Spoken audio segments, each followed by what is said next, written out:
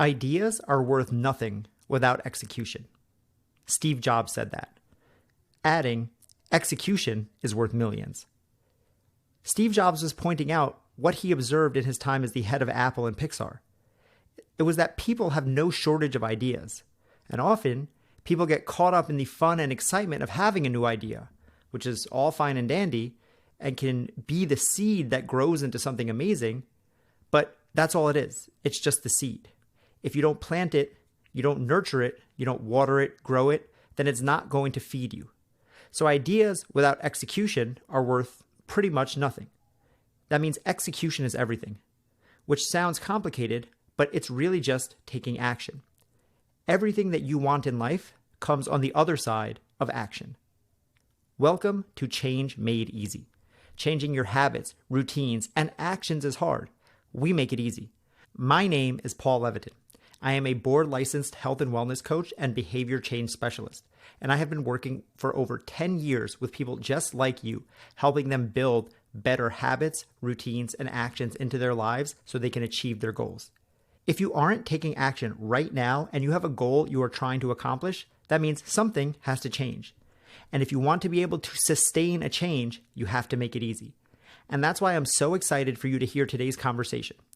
Agi Keramidas is an author and podcaster, and he hosts a podcast called Personal Development Mastery. And he recently released his first book titled 88 Actionable Insights for Life, in which he distilled down the top lessons and strategies he learned from interviewing hundreds of elite performers on personal development. Agi is one of my favorite guests, and this is his second time appearing on the show. If you want to listen to our first conversation, you can go scroll back a few weeks to the episode titled Personal Development Mastery, which I've also linked to in the show notes. So check out that episode as well. And since connecting on the first podcast we did together, I've actually been a guest on Agi's podcast 2 times, and he's been a great mentor and teacher for me in my pursuit in growing this podcast. On this episode, Agi reveals the most important lesson that he has learned from interviewing hundreds of top-performing entrepreneurs, athletes, healers, and coaches. We also discuss the categories of personal development, as well as the importance of expanding your emotional vocabulary. And you're definitely going to want to stick around to the end of the episode because, spoiler alert, Agi is going to give you a free copy of his brand new book. So with that being said, please enjoy this conversation with Agi Keramidas.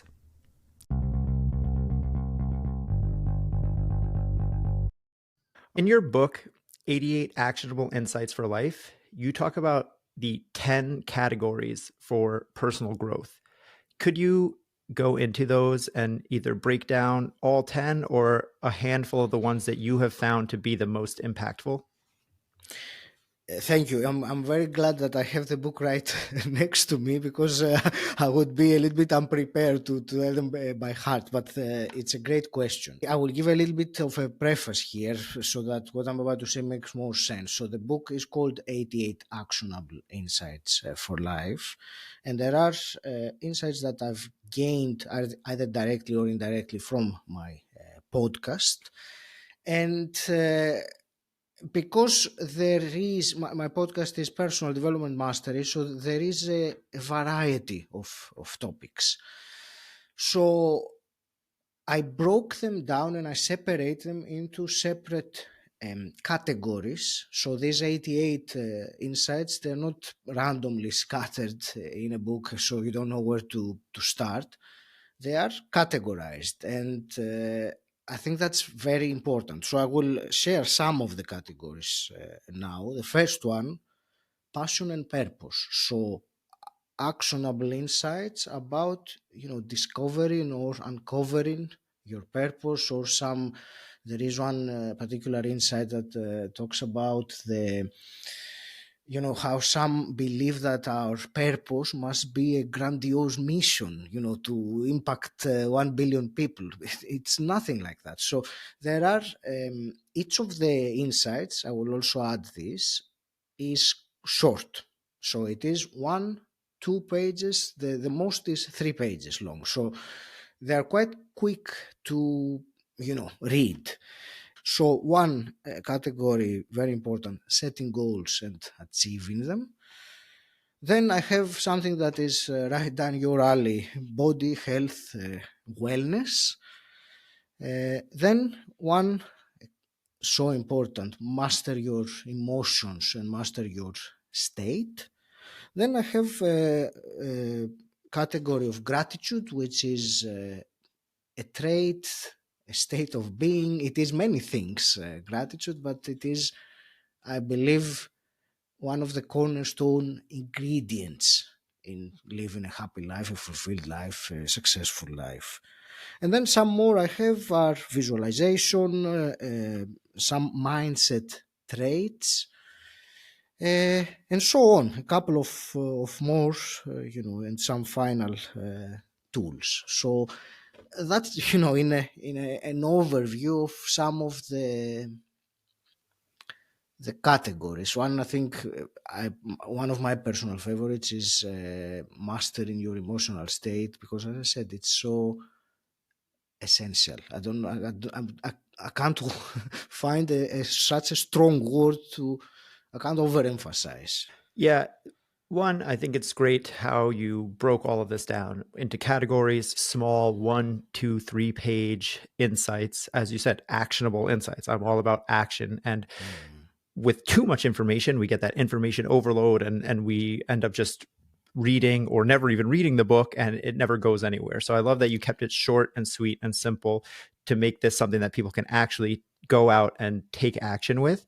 And I would love for you to expand about the emotional piece, because that, I think, as you said, can't be overstated, the importance of this. And while, gratitude gets talked about a lot, and obviously health and wellness get talked about a lot, the understanding and controlling your emotions kind of almost underpins all of that. So could you expand on maybe some of the action steps, or why you think it's so important, and how we can start to wrap our heads around this? Yes, thank you for the question. It certainly underpins other things, because, as we all know, when our emotional state is low, then we certainly don't take the same decisions, the same actions as we would take, all other things being equal, if we were, elated at that time. So the actions, the decisions are different. So the thing with emotions and emotional state is that many times, unless one trains, and I will use that word, trains to understand it, and therefore being able to cope with it, if that doesn't happen, it tends to overtake us. And I think, we all can relate to having a sudden urge of anger, for example, and, being sometimes completely unconscious or unable to stop it, and it just goes and intensifies. So mastering our ability to handle, I'm choosing the words carefully, because it's not changing them, or let's say handle them, or handle ourselves while the emotion is there, probably even better way to describe it. It's certainly, I believe, one of the cornerstones of, and that's what I said earlier, the foundations of a happy life, a fulfilled life, success, whatever it is that you want. I will tell you, ask me about specific actions, and one of them that I'm looking now is, it's great. It's also very practical. It's called enhance your emotional vocabulary. And many, I will give an example that I think 99% of the audience will relate if they're not doing it already. So it's the answer to the question, how are you?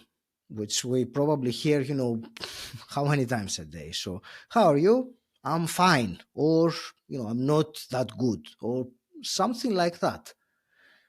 That is it. So that, first of all, is not a conscious response. It's completely automated, at least the vast majority of time. You just say something that it's very common. On the other hand, I think that is a big lost opportunity, first of all, to be more self-reflective, because at that time when someone asks you, how are you? I will add here the word, how are you feeling?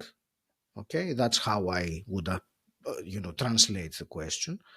It's a wonderful opportunity to either look at that time inside of us and describe how we're feeling, or something that is, that's also, I will put an action before that, because that to happen, you need to practice it. Otherwise, you will. It's easy to return to the default and say, "I'm fine, thank you," and then remember, oh, that guy on the podcast was talking about, reflecting on how I'm feeling, but I forgot.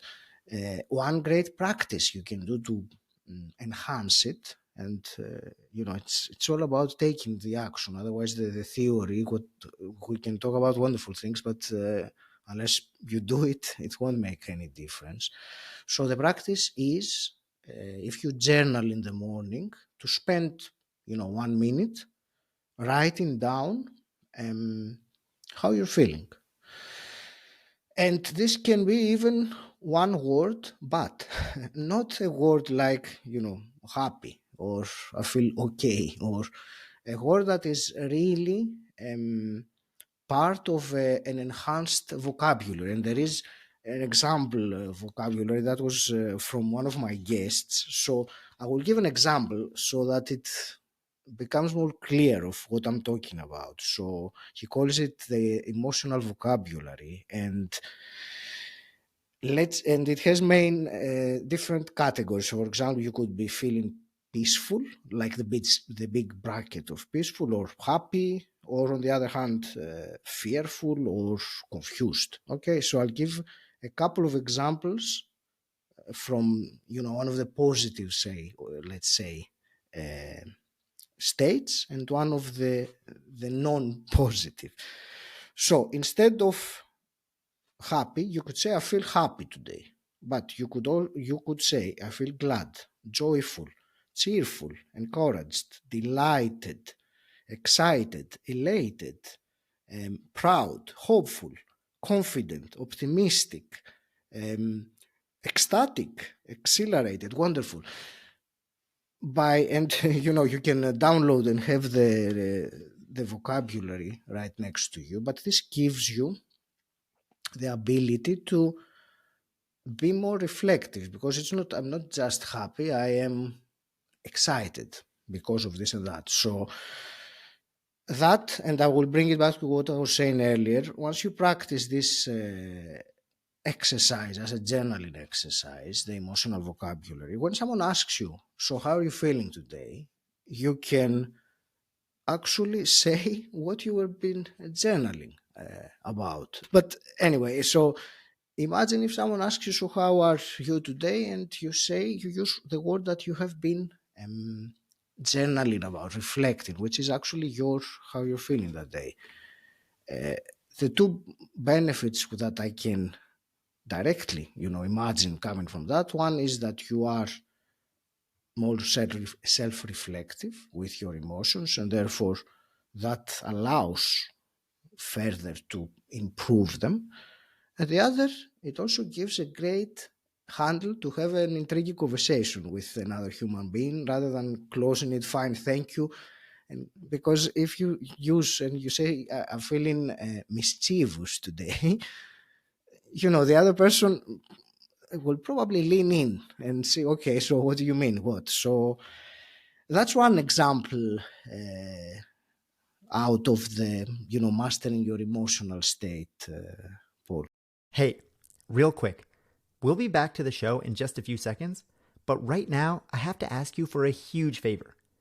If you're getting value out of this episode so far, take 2 seconds and share it with a friend. I mean, right now, literally, hit the little share button and send it in a text to your roommate or your cousin or your mom or your brother or your sister. Seriously, spread the love. If you like what you're hearing, then that's the best way that you can show support for this show. Because maybe you're like Eliza Kay, who said, this podcast is both warm and inviting, but real enough to push and motivate me. Or you're like Dalton, who said, Paul is an amazing host, and his podcast is a must listen. Don't you want to share this awesomeness with your friends and family? Don't be a gatekeeper. It only takes a second. It helps me grow and reach a new audience, and you seem like a genius friend who recommends new, awesome podcasts. We all win. All right, go send that text. And now, let's get back to the show. It's really, really interesting and sounds simple, but there's actually so many different pieces of that I want to kind of touch on.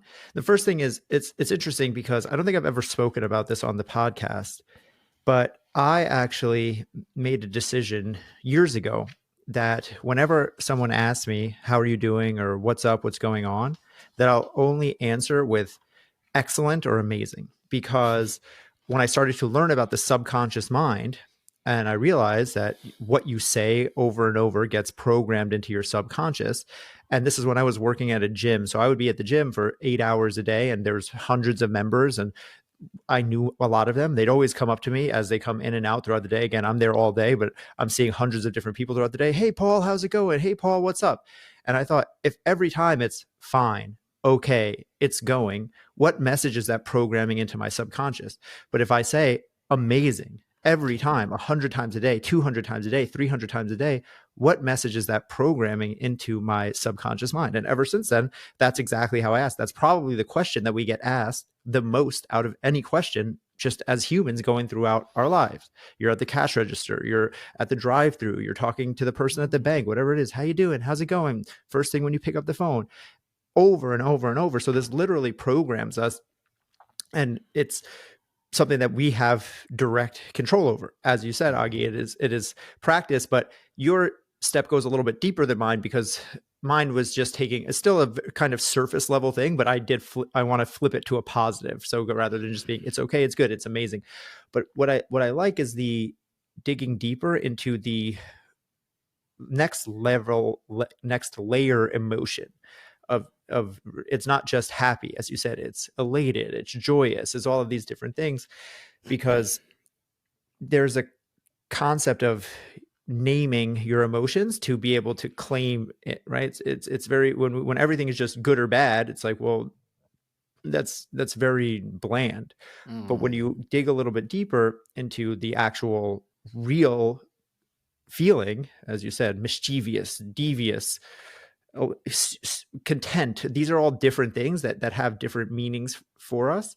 And it's a layer of introspection, just journaling on it, or even just being open to thinking about this stuff and starting to catch yourself using these words. Start to notice that's the first step. Start to notice how many times a day you say it's going when someone says, hey, what's going on? It's going. It's all right. Same old, and start to think, what is the messaging you're sending to yourself, and how much more powerful it could be if you just start to decide, sometimes my day isn't going amazing, but when someone asks me that and I say amazing, that's a trigger to my brain to go into gratitude mode, because if I'm saying it's amazing, there must be a reason that it's amazing. So now I have to look for something that made my day amazing. Well, I woke up today. Well, I have electricity.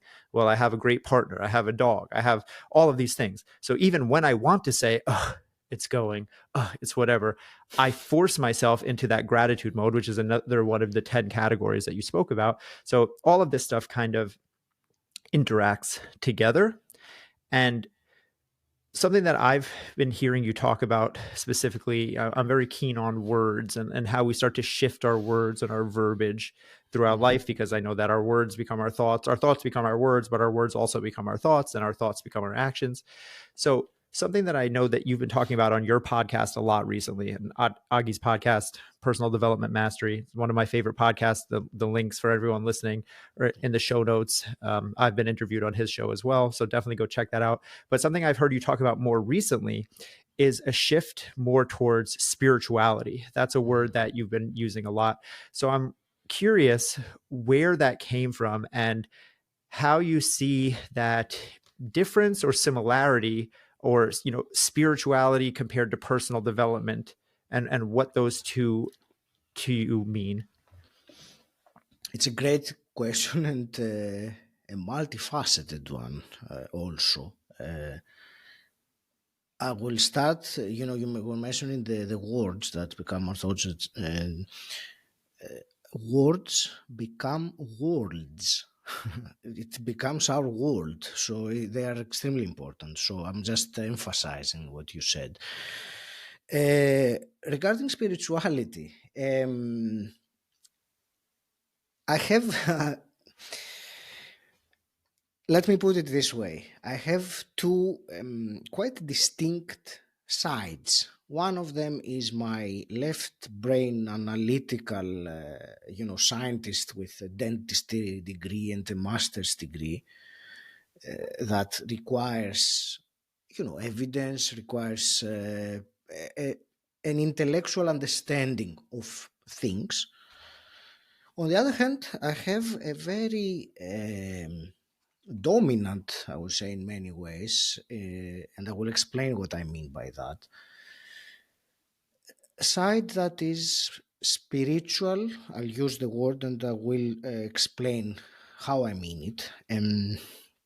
It is more of a knowing, but not with my mind. And let me explain, because it might be getting a bit, I don't want to sound obscure, but part of the reason why this spiritual part of me that really doesn't require the evidence that the other part of me does and often wins.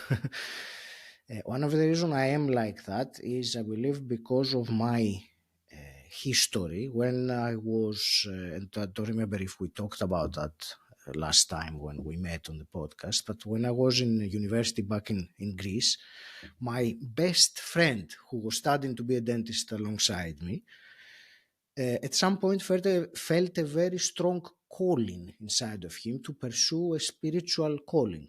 There was, nothing before that. All of a sudden, it just came to him, and within 6 months, he dropped out of dental school and he went to Siberia to become a shaman. And since that time, he has traveled the world teaching people and healing. And so what happened was, when he started transforming, I was still, very close friends with him. So I could see his change, his transformation. And because we were, so close, anything that he would tell me, I would just accept it. It would bypass my need, to prove what he was saying. So he was telling me, and that was, nowadays everyone knows what chakras are, or, the astral body maybe, or things like that. But back that was in the 90s, in Greece, where I was, this was not there was no internet. There was not many people knew what chakras was. So he started teaching me what he was learning, and I could not only understand what he was saying, but I could, he there were some, let's say, things that I felt that were way beyond the need for proof. Because when you feel something and the other person describes you, oh, are you feeling this right now? I'm just giving an example. But this shaped me, Paul, very much. And this changed me very much as a person at that time, and instilled that element of me that if something, and I'm talking completely personally now, how it works for me, if something feels right, so if I hear about, and I'm talking about now, I don't want to, generalize, I talk about um, topics or ideas pertaining to spiritual ideas, shall we say, okay? So if it feels right when I hear it, that's it.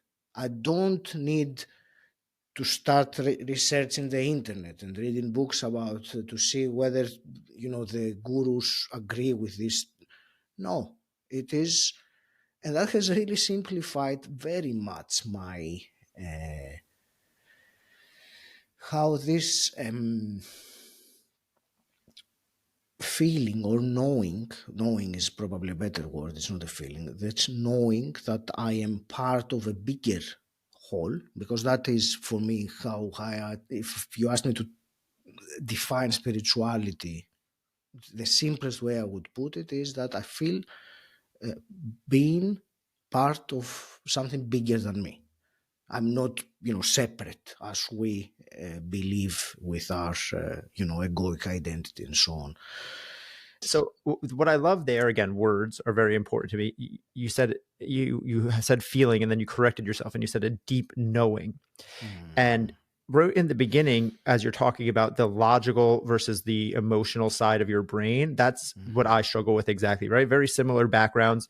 You were in dentistry. I was in the health and fitness world, but it's the same thing. It's very logic based. It's very science based. So then I come up to now throughout my own personal growth journey and reading and going to seminars and learning about the other side of the universe of life, of spirituality, of the things that can't quite be quantified by textbooks or math or science. And yet these are things that have been known for thousands of years and are practiced and are felt by the greater net of humanity, right? Someone in Russia can feel the same way as someone in America and someone in Istanbul.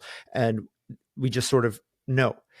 And I feel that a lot of people have this knowing inside of them, right? You can call it your gut, you can call it intuition. We all have it.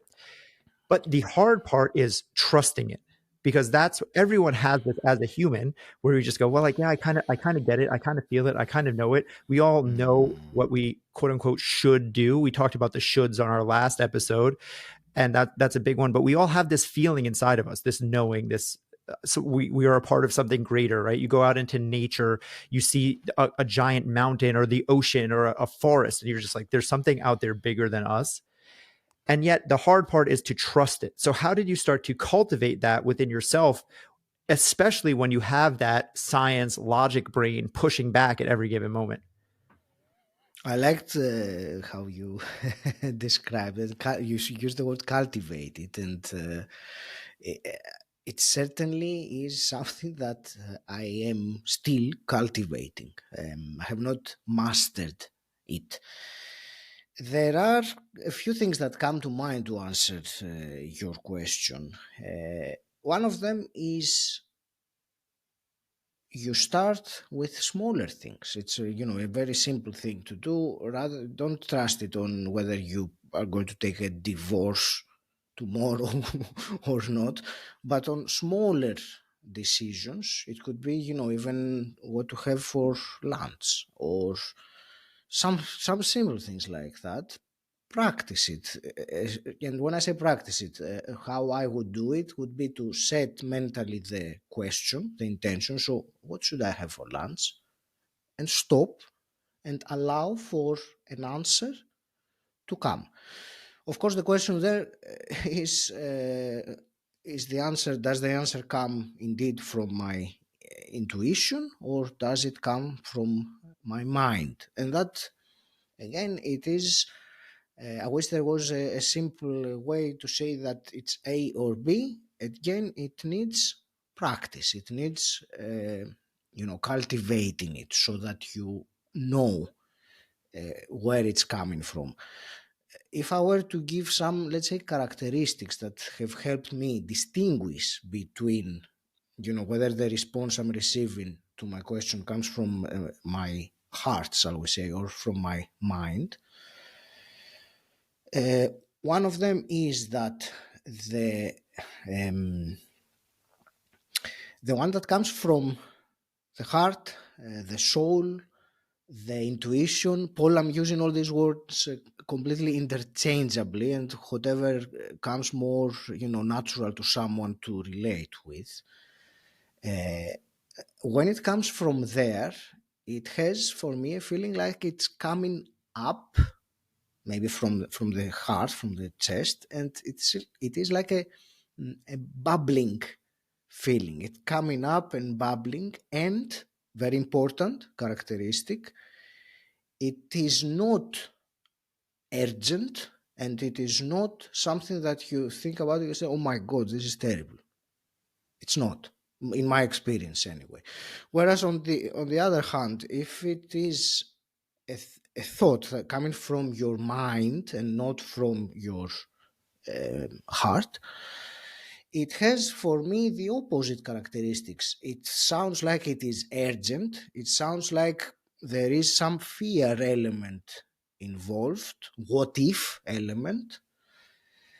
And it feels like, for me, like it's falling from the head downwards. It has a heaviness rather than the bubbliness that I was saying. So this, for me, are, more of a, let's say, practical, shall we say, ways that you can use to interpret where it's coming from, whether it's coming from, upwards or downwards. So that's one thing. The other I mentioned already, to use that with smaller decisions first, and when you gain more confidence in it, then you can certainly trust it for the bigger decisions, because you change in a way the more you utilize this power. It's really power we have. We are connected through the universe. We are connected. We always tap into the infinite intelligence that Napoleon Hill used to call it, however you want to call it, the one mind or whatever else. So that's, what came to mind as an immediate answer to your question, Paul. There are still some other things I can discuss or not. What do you think? I love the analogy or the use case that you give for something as small and as simple as choosing what to eat, because this is a huge one that people overcomplicate so much. As a nutrition coach, people come to me all the time, and what they think that I'm going to do is tell them what to eat. That's what they want. They're like, just tell me what to eat. And I always have to say, you know what to eat. You know exactly what to do. One, you know the information. You know that McDonald's is probably bad for you and that a salad is probably good for you. But you also know how things make you feel. All the time, people will tell me, well, I binge eat and then I feel like garbage the next day. It's like, well, you don't need any more information than that. You're doing things that make you feel bad. Same thing with exercising. People go, oh, when I skip a workout, I feel like crap. And when I work out, I feel good afterwards. When I spend time with my kids and I'm present with them, it feels amazing. When I spend time with my kids and I'm on my phone or answering emails, I'm angry and I'm yelling at them. It's like, it's so simple. And yet the simplest things tend to be the hardest to do. And we end up ignoring them because of whatever reason that's right in front of our face. So I love that you gave that as an example, because we overcomplicate this stuff so much, and we think that we need these complex, convoluted answers. Give me a step-by-step plan. Give me this and that. And at the end of the day, if you just listen to yourself and do what you know to be the right thing to do, you always know the right answer. Should I yell at my spouse, or should I have a nice conversation with them? Should I eat the healthy meal, or should I eat the junk food? Should I sit around watching Netflix, or should I go and play with my kids? Like it's so binary, it's so obvious, but the rush of the world kind of piles onto us, and that tips the scale in the favor of the negative thing, because we think we have to do that thing. And something that we talked about on our last episode was the concept of addition by subtraction, doing less so that we can do more, because we always feel like we have to do more. And yet somehow, often a thing that we know, that one truth, that knowingness, is that like doing less is the ideal. We have too much that we're doing at all times, and somehow doing less is what we all want to do, even if we don't verbalize it consciously like that. So I'm curious if in your transition into more spirituality, into being an author, into all of the things that you're doing now, what did you have to give up or do less of? Great question. Some inessential things, Paul, is the answer that comes like immediately. And let me explain what I mean. Like you and most people listening now that are on a path of growth, we have the tendency, to fill our plates, I will say, with lots of stuff. And whenever something interesting catches our attention, we want to do that as well, even though we don't have the time, or it could be a course, it could be an idea, it could be all sorts of different things. But because we are on that path and we want to grow, we get all those things. One of the things that, to answer your question, that I have stopped doing is actions that at some point in the past I thought this is something good to do. Let me give you an example so that I'm more a specific example that comes to my mind was I was up to recently thinking of creating an elaborate funnel for my book, which would, without getting too technical, it would, direct the people on a second page and then on third page. And then I realized that yes, I can do that, but the amount of effort and time and resources, if I do it myself, needed for that are not worth it. And that was something that, more than logically, of course, I can see logically, if you put down some numbers and you see that, okay, it could have this outcome or generate this kind of sales, etc., or not. But the numbers aside, for me, when I looked at it and thought, and that was quite recently, actually, it was last week, so it's interesting that I'm talking about it now. I looked at it and I said, in the process of, it's the beginning of 2024, it's still January, there are still, I don't know about you, but I haven't finalized the goals for the year. I'm still working on them as as they come to me more clearer now. So when I looked at this particular action that I had since last year to create that funnel, it was instinctively or intuitively, a better word, looking at it, it didn't make sense to dedicate time to that right now. Other things, other habits or bits and pieces similar to this, but I just wanted to give a specific example related to my business, but there are similar actions about, what I will eat or not eat, or, it's elimination, but using my inner knowing, shall we say, what you were saying earlier. If you pay attention, you have the inner knowing. If you eat something and you don't feel well afterwards, or your energy drops, make a note of it. I mean, it's all you need to do is pay attention. So it is similar, and you get similarly, and that's what happened with me. I removed actions that I don't know if they would move the needle, or I'm not sure, but it felt like this is really not the time to spend on this thing anymore. And I don't feel any bad about it either, because I have this connection, this knowing, this belief that my path, that I am on the right path. And I think that is something, again, that you can cultivate. It is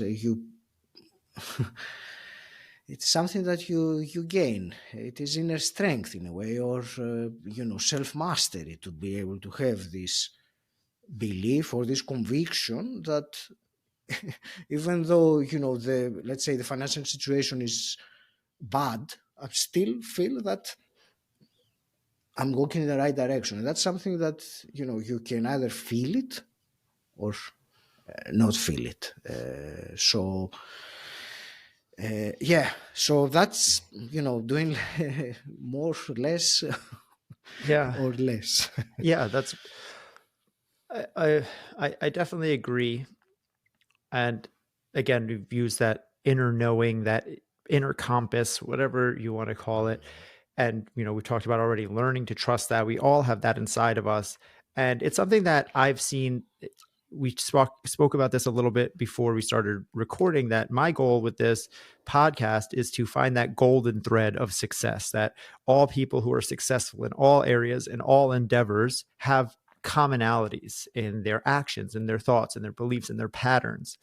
And following that inner compass, that guiding light, that knowing is one of those things. And it leads everyone down the same path, because all of the most successful people in any area of life will tell you the same things of how they got there. We think that it's this big secret, but when you start to dig into it, it's a handful of concepts, of habits, of thoughts, of beliefs. So I'm curious, because you have a podcast with hundreds of episodes where you've interviewed, just as I have, hundreds and hundreds of successful entrepreneurs, CEOs, thought leaders, teachers, different things like that. So what are some of the golden threads of success, one or two, that you found that tie all of the most successful people together, no matter what their pursuit is?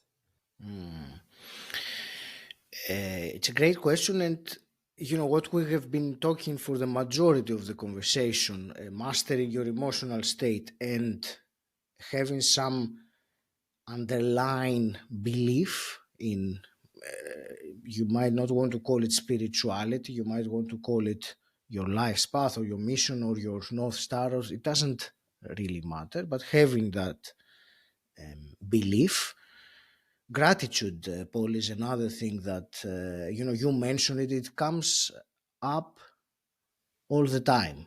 Maybe not directly in the term gratitude, but maybe indirectly it comes through. And it's no surprise, really. I mean, when you are ungrateful for your life, I can't think right now of someone, successful. And when I mean successful, I don't mean the external success, that someone might have tens of millions in the bank and be miserable. So that's not what, and ungrateful. That's not what I mean success. Success, I mean how you feel. That for me, the success starts with how you feel. If I feel like I'm a multimillionaire, that is really what is important, rather than being a multimillionaire and feeling crap. Yeah. Well, it's exactly that. It's where we started in the beginning with those 10 categories. That's kind of how I look at this. Those we have the action steps, but you go a level up to the categories, and these are the general themes that we start to see. These words get thrown around: gratitude, consistency, again, mastering your emotions. These are things that some people, we have to teach them and cultivate them in ourselves. But some people are just born with them and have them inherently. And when you look at the most successful people, success leaves clues. That's finding those clues that lead to success that are available for everyone. This is not secret stuff. This is stuff that's out there for every one of us. And those clues are out there. And if we can follow them, we can see that there is a roadmap that's left for us. And that's why I love your book, Actionable Insights, that the 10 categories, these are the things that I'm looking for. It's like, oh, okay, you start to see a pattern of like, these are the things that all of the successful people are doing. Again, either consciously, some yes, but subconsciously. Some people don't realize it's what they're doing, but it is what they're doing. They've cultivated it in themselves by accident, because that's how their parents were, because that's how they were raised, because that's the community they grew up in. It's kind of like people talk about the blue zones, these areas where people live longer than everyone else. And it's nothing that they're doing consciously or purposely. It's just the world that they live in is different than the world that we live in. And you can take that and put that into a mindset and cultivate and just be like, some people live in a different world. The people who are these successful tech entrepreneurs, they live in a world where failure isn't an option, where they were always going to be. Elon Musk lives in a fantasy world, and yet he's created a fantasy world and made it into reality, because in his brain, he's like, yeah, I'm just going to go to Mars. And like, he just did it. He's like, I'm going to make electric cars that everyone thinks are cool. Before Tesla, everyone thought electric cars were for nerds and losers. And now Teslas are the coolest car in the country. It's like this guy just lives in a dream world, but there was no way where he was going to fail. And he made it into reality, whatever you think about the man, for good or for bad. So I love, again, everything that you're doing. And Actionable Insights, 88 Actionable Insights is the name of the book. Again, linked in the show notes for everyone. I highly recommend checking it out. And I ask every person I talk to on the show, I've asked you in the past, the last time you were here, but for one action step for listeners to start living a happier, healthier life as soon as this episode ends. And you've given us already, they can go get the book. But if you had to pick just one thing to leave listeners with right now, what would that action step be? Thank you. I will let me quickly say that my intention with the book, and actually, if I may, I would like to offer the book as a gift to your listeners, Paul, the electronic version of the book. So if you go to agikeramidas.com/88, you will be able to download the book. And my intention with the book is, out of those 88 insights, to find one. If you find more, that's great. But if you find one insight that resonates and you take it into practice, you take action on it, that can change your life. So that is, for me, the purpose of the book has been fulfilled. If you find that insight that resonates, and then you say, look at that, I read a book and I've done this since then. I started meditating or whatever. And to answer directly your question, I will bring it back to what we were saying earlier about the mastering your emotional state and the emotional vocabulary in particular. So I would invite, as an action, starting now or tomorrow morning, write down a few words about how you're feeling. Try to explore and take a minute. Take a minute really, and silence, and think about, okay, how am I feeling right now? And allow the answer to come, and just write it down. And then tomorrow write it down, and then, a couple of days write it down. And, that's for me the invitation. Miracles can happen on the other side of it. Don't underestimate how powerful it is. Amazing. And thank you so much for that gift, offering up that your book for free to everyone listening. That's incredibly generous of you, and I highly encourage everyone to go download that. And as Agi said, you take one thing even away from that book of the 88 actionable insights, even just one could change your life. So I appreciate that. I have Agi's links for the book, his website, his podcast, all in the show notes. So go check him out, get into what he's doing. Agi, thank you so much for being here. I really enjoyed this conversation. Well, I hope you enjoyed those actionable insights. Remember, I'm paraphrasing Steve Jobs when I say, education without action ain't worth squat. All of the insights and the tactics and whatever else can't help you if you aren't putting them to use. And putting them to use starts with the changes in your mindset that Agi and I discussed in this episode. Don't forget to check out Agi's podcast, Personal Development Mastery. It's one of my favorites, and I've linked it in the show notes, including an episode that we recently did where he interviewed me on his show. And don't hesitate to take Agi up on his offer and grab a free copy of his book, 88 Actionable Insights for Life. I've linked to that in the show notes as well, so you can take action right now. And that is change made easy. Before you go, I just have to ask you for a huge favor. If you enjoyed or got value from this episode at all, then take a moment and leave a rating and review in the podcast app that you're listening or watching on. If you like the show and you want me to continue to create more episodes and be able to get awesome guests that will help make changing your life easier, then this is the best way you can show support. You can leave a 5-star review on iTunes like Eliza K, who said, "This podcast is both warm and inviting, but real enough to push and motivate me." Thank you, Eliza. Or you can be like Dalton, who said, "Paul is an amazing host and his podcast is a must listen." Thank you, Dalton. And thank you to all of the over 100 people who have taken the time to rate and review this show 5 stars on iTunes, or the dozens who have left 5-star reviews on Spotify. It only takes a minute, and it helps me grow, it helps me reach a new audience, and it lets me know that this is helping someone, which just feels good. All you have to do is go to the show page of whatever app you're listening to and hit the little 5 stars. Or go to the comments section on YouTube and boom, that's it. And if you really want to show love, take a screenshot when you do it and tag me in your stories on social media at Change Made Easy, and I'll shout you out in an upcoming episode. All right, go leave that rating, and I'll see you back here every Tuesday and Thursday with new episodes of Change Made Easy.